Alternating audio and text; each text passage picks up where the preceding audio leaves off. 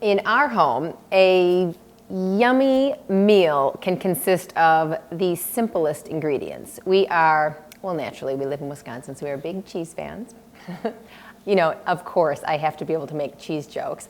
Yes, I am a huge cheese fan, and for us, sometimes cheese is the perfect meal. And I don't always have the perfect piece of cheese, and so I will take whatever I have and turn it into something wonderful that we can eat and have a snack or make a whole meal out of, or sometimes just a little appetizer for ourselves.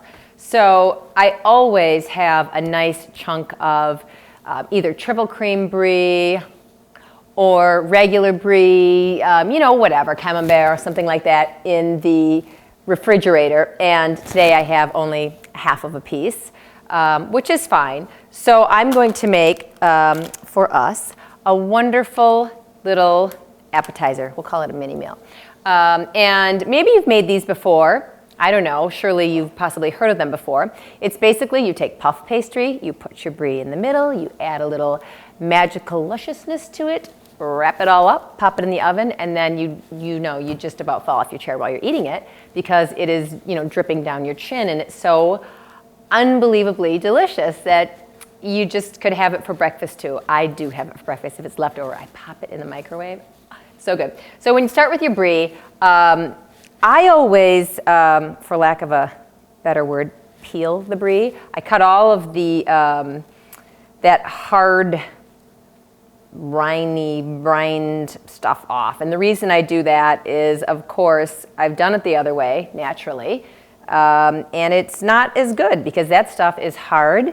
And then when you're trying to get your luscious bite of your puff pastry and a little schnivel of the brie, you get that part. Honest to God, normally this outside part is like my favorite.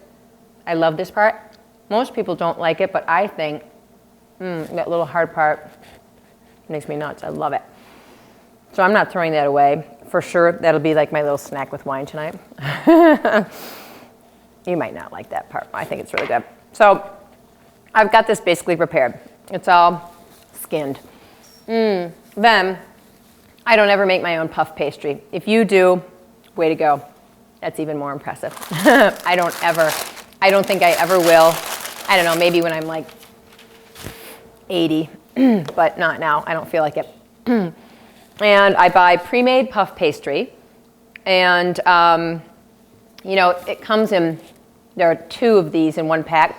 So I take them out, and while I'm waiting, I just threw this back here, but while I'm waiting for it to thaw a little bit, I'll just keep them separately wrapped in a little wax paper. It's just better because then you don't end up with your cracked edges and everything else. And I'll roll it out just the tiniest little bit. I don't use much flour at all because it's pretty much perfect and ready to go. But I do like to just open it up just the tiniest little bit. And, you know, the great thing about puff pastry is it is so versatile. I mean, it is endless what you can do with puff pastry. It's for sure one of the coolest, most amazing things next to ground beef. So I've got this beautiful little piece right here, you can see. Now I'm going to end up tossing some of this because I have a smaller piece of brie. Normally if you have a whole wheel of brie, it's perfect and it actually fits it beautifully. But since I only have this little piece, I'm kind of turn it into its own little wheel, right? So then what I do is, where did I put my spoons? Oh, hang on, I'm so sorry. I'm going to grab a spoon.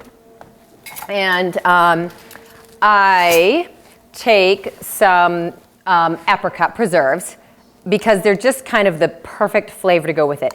And I just absolutely goop them onto the top. And what's great about apricot preserves with this is the sweet with the yummy salty is so good. And then, you know, I'm an absolute bacon fanatic. I love bacon so much. I love the smell of it cooking in our house. I love eating it. If I have leftover bacon, you will nearly lose your hand if I don't get to it first and wrap it up and put it in the refrigerator to use it with something else later. I love it. So I took bacon, actually from this morning, and I just chopped it into little pieces. And I will just sprinkle this on the top. You can already taste this, right? Isn't it making you nuts? You know, puff pastry and bacon and cheese and all together, yum. Naturally, I looked for my string before, but you know, we have 4 little boys, and they take my string and they tie their little stuffed animals and army guys to chairs and stuff. So I couldn't find it. So anyway, I went in my craft room. I got a different piece of string. I'm usually not using this. I'm usually using kitchen string. So forgive me, my darlings, but that's what you're getting today. You're getting that. So then I just pull this all up, okay, right? You can see how simply this comes together. So you've got this little love pouch here. Isn't it cute? Feels good. And what you do is you tie it. Don't eat the string, my darlings. You won't like the string. It won't taste good. It won't come out well. You tie it up like that. Toot. And then what you can do is just flip these little beautiful sides over. If you want to, if you feel like that's too much, you know, you can just kind of cut some of it off. You don't have to, because it's actually quite pretty and it'll melt all over itself. Now, then what I'll do is I'll take this little luscious packet and I'm going to grab something out of my fridge, because it's always pretty to be able to take just a little bit of cream and put it on the top. Hang on. And it will make it the prettiest color. You could certainly use, you know, you could use egg. You could use egg white. You can, you know, it's all good. You could use a number of things, but this is quite pretty actually when you do this. So this is just heavy cream, and I'll just brush the whole lovely, beautiful thing.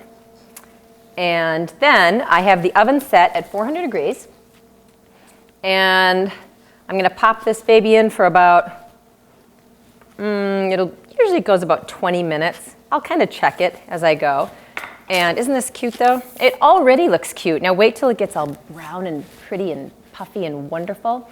And then we're going to eat some of it together, and you'll see just how good it is.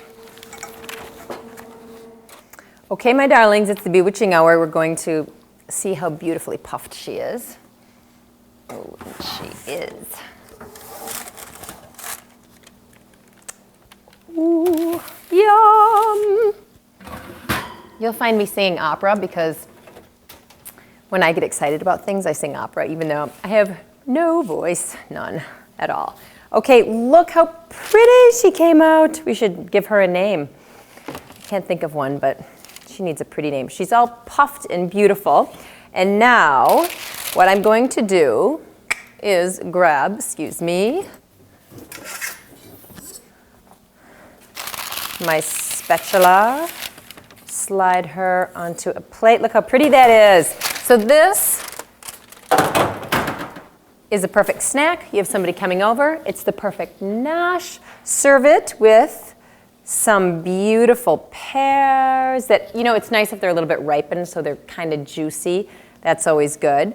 Some crackers are beautiful. I prefer really simple crackers with this sort of thing. I'm going to tip her up once more, and then I'm going to open it so you can see how beautiful.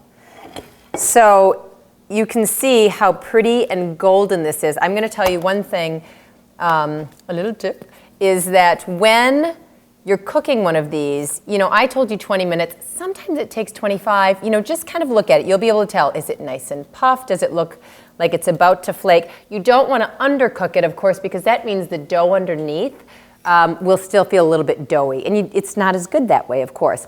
But look how pretty with all that extra dough on the top. You know how I told you you could cut it if you wanted to, but it looks like a great big, you know, leaf opening up and, you know, offering itself to you.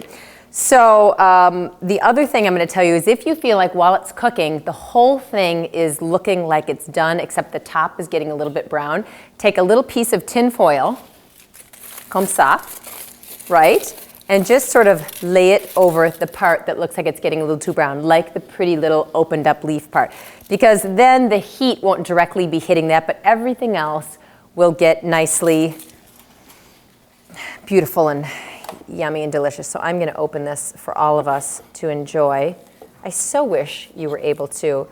Look at how pretty. Usually I'll let it sit for a little bit because it is so like right now. Okay, so let it sit a little bit before you open it, but for our purposes, I'm going to open it up. The cheese is extremely gooey, soft right now. It shouldn't be quite so flowy, but if you let it rest a little bit, it will be just perfect.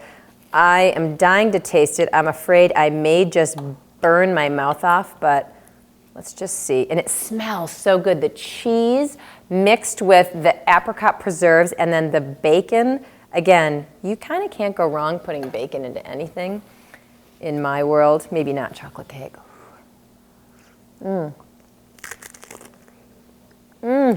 Oh, it is so good. And it's sweet. And it's salty. And I'm going to take the whole thing and eat it by myself. I'm sure you will too. Bon appetit.